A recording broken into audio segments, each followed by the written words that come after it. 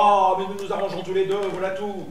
Je ne veux pas vous faire porter à vous seul les conséquences d'une erreur que j'ai commise, enfin. Vous le pensez bien. Maintenant, pour la remplacer, j'ai pensé à la petite Fillot. La petite Fillot qui voit répéter la pièce depuis un mois, qui a très envie de la jouer et, à mon avis, qui serait remarquable. Vous la trouvez bien, la petite Fillot, n'est-ce pas? Qui donc? Fillot, vous la trouvez bien, n'est-ce pas? Fillot, ah! Elle a un joli corps, oui. Ou alors la mère Calvin. La mère Calvin qui est libre en ce moment. C'est vrai qu'elle n'a plus tout à fait l'âge du rôle et qu'elle a l'air maintenant d'un vieux chameau, mais c'est tout de même Marie Calvin, et il est possible que bien maquillée, bien arrangée, elle puisse encore faire illusion. Qu'en pensez-vous? Quoi donc? Calvin! Marie Calvin? Oh, ouais, j'ai couché avec elle en 82, hein. Ah, c'était une superbe gaillarde. Ouais, enfin depuis c'est une ruine plus visitée, hein. Évidemment, mais évidemment, la petite Fillot serait 100 fois mieux, bien sûr. Bon, mais écoutez, puisqu'on est d'accord tous les deux, c'est pas la peine de perdre une heure de plus. Je vais faire appeler Talmont et on va lui faire comprendre qu'il faut qu'elle rende son rôle, hein. Je crois qu'il n'y a que ça à faire. Régisseur!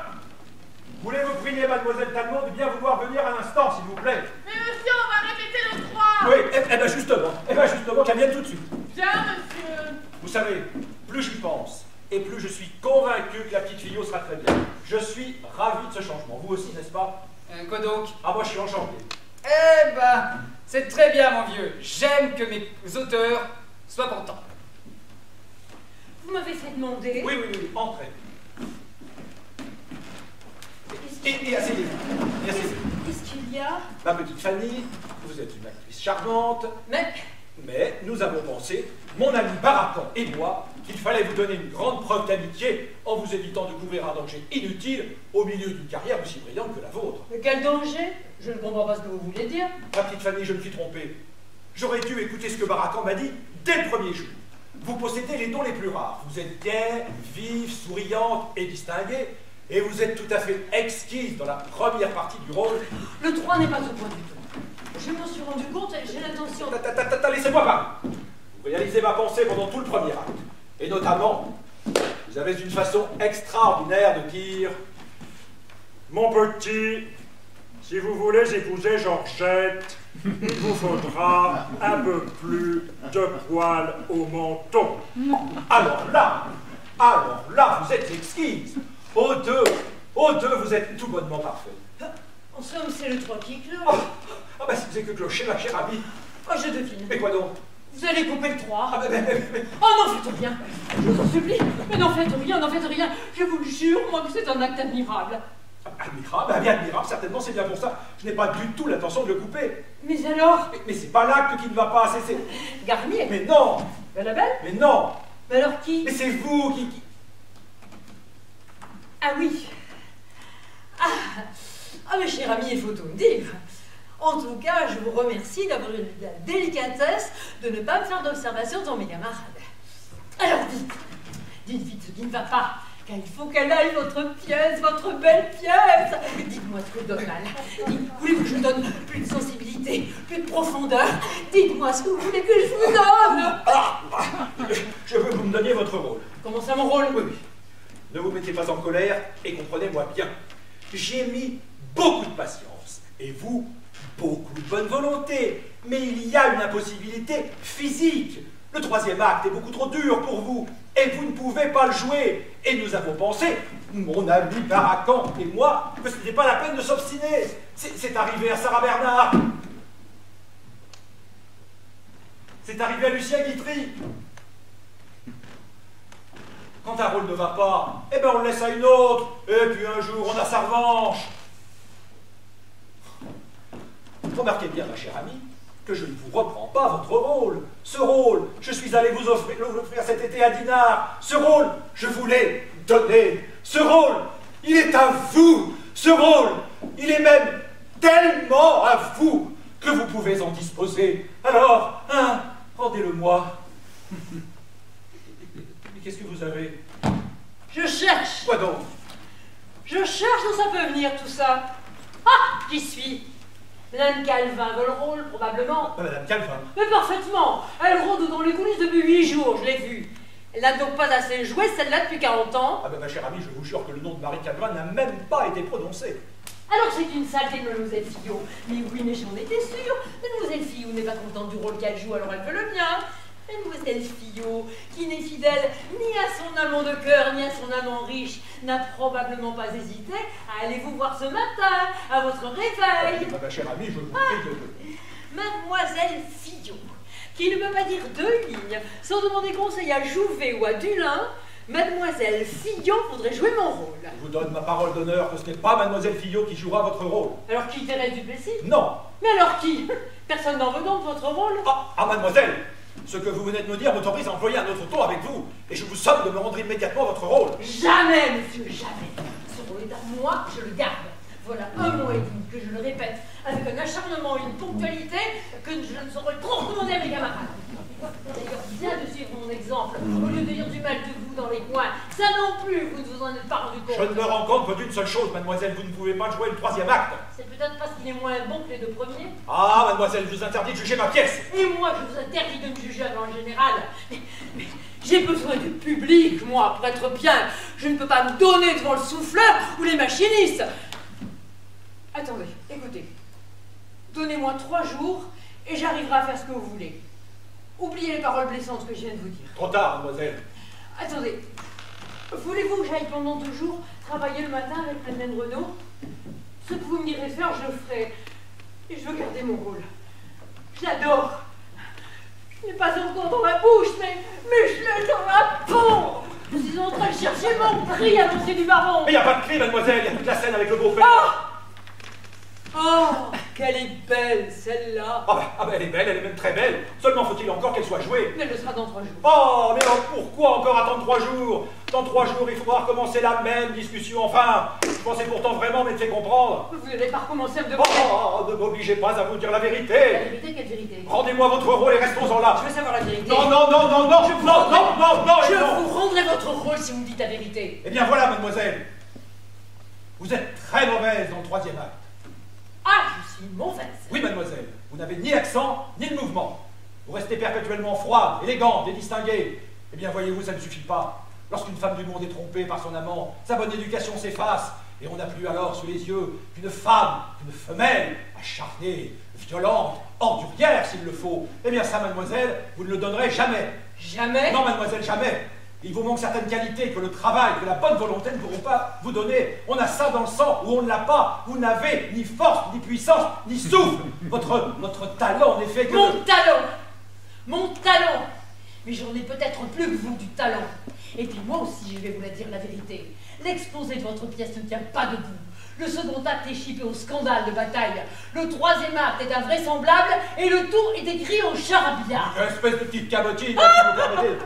Cabotine, personne dans le métier n'est aussi cabotin que vous. Oh, si vous n'étiez pas une femme. Oh, mais si seulement vous étiez un homme.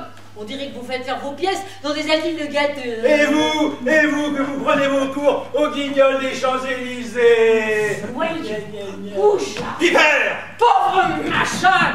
Mais dites-vous que si vous n'étiez pas l'ami du ministre, vous n'arriveriez jamais à les placer vos pièces! Pièces faites de briques et de broc, avec les ordures des autres! Et tous ces gens-là qui se prétendent des écrivains, des parcours de papier, oui, ça paye pour faire jouer ces pièces! Et tout Paris le sait! Et si on ne le sait pas, je le dirai moi! Je le crierai! Je hurlerai! Afin que mon directeur, aux yeux de tous, ait l'air d'un tripatouilleur et non pas d'un crétin! Bravo! Bravo! Vous venez de trouver votre cri, vous l'avez, votre accent, et voilà le mouvement de la grande scène du 3e acte. On est sauvés! Restez dans le même état, surtout! Et vite, vite! Venez répéter! Vous venez enfin de me faire ce que je vous demande depuis 15 jours! Allez! En scène, en scène, en scène, en scène, en scène!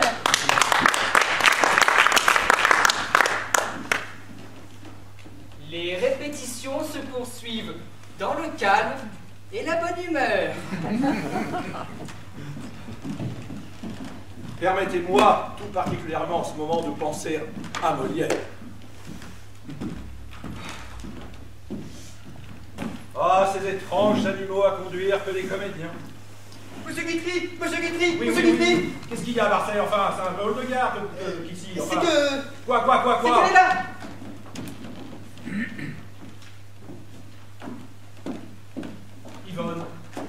J'ai appris que tu en avais assez de ta troisième femme. Oh, quelle bonne nouvelle.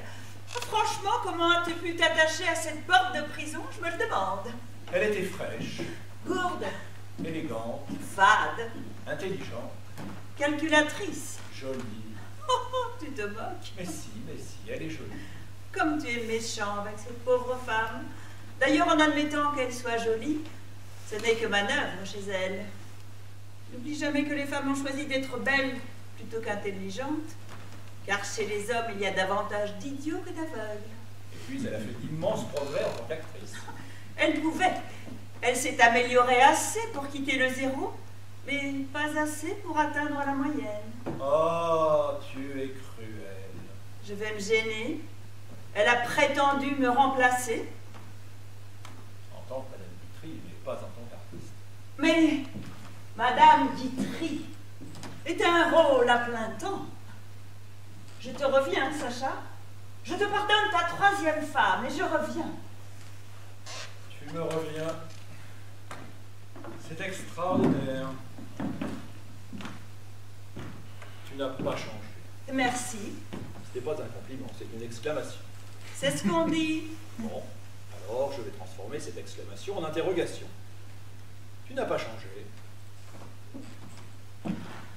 Qu'en penses-tu? Je le crains. Tu t'en réjouis? Je m'en désespère. Tu es toujours assez belle pour me rendre malheureux. Je refuse. Sacha, Je sais que tu es une femme splendide, talentueuse, passionnante, 1000 fois plus vivante que les autres. Mais voilà, je sais aussi qui tu es. Une sensuelle, une gourmande, un vrai génie de la vie. Tu n'as qu'une seule religion, l'amour, et tu la pratiques avec zèle. Tu ne veux pas épouser une bigote de l'amour. qu'est-ce à dire? Virtuose de l'infidélité. Je te trouve mesquin. Inconstance, je pourrais toujours fermer les yeux, mais la déloyauté, non. Tu m'as trop menti, Yvonne. L'amour peut se passer d'estime. Oui, mais je ne veux plus l'amour, je veux le bonheur, je ne veux plus souffrir. Et quand elle me quittera, cette troisième qui t'a remplacé, je me marierai sans doute, mais ce ne sera pas avec toi. Elle aura 25 ans, bien sûr. Madame, puisqu'elle sera ma moitié, je ne vais tout de même pas prendre une femme de mon âge. Elle t'admirera, mais ne t'aimera pas. Elle succombera à un mirage. Cela durera le temps de l'éblouissement. Triste programme. Alors, c'est non? C'est non. Je m'en doutais, mais j'avais envie d'essayer. Sache que pendant un instant, j'ai eu envie d'accepter. Vraiment? Vraiment.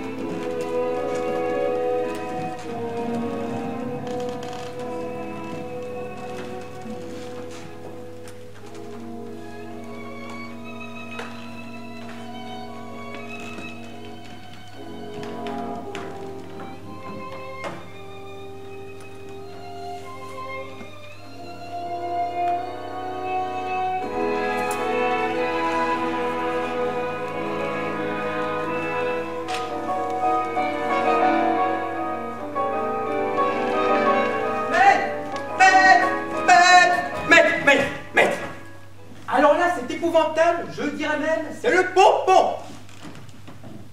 La première de votre pièce, celle que vous êtes en train d'écrire, c'est dans 8 jours. Rien n'est prêt.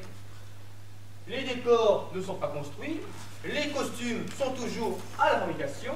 Quant à vos chers comédiens, ne sont pas répétés.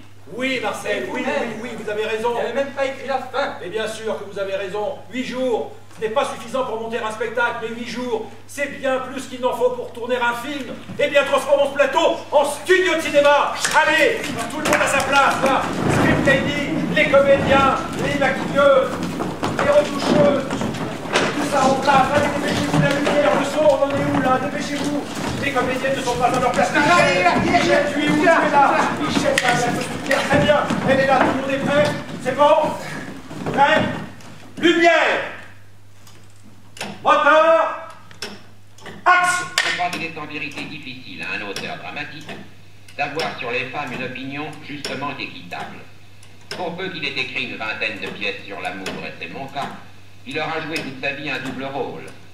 Tour à tour accusateur et défenseur, puisqu'une scène est un dialogue, il lui arrive parfois de faire triompher des idées qui ne sont pas les siennes, mais dont il devient l'esclave si ses pièces réussissent. Le cas m'est arrivé avec Jean de La Fontaine.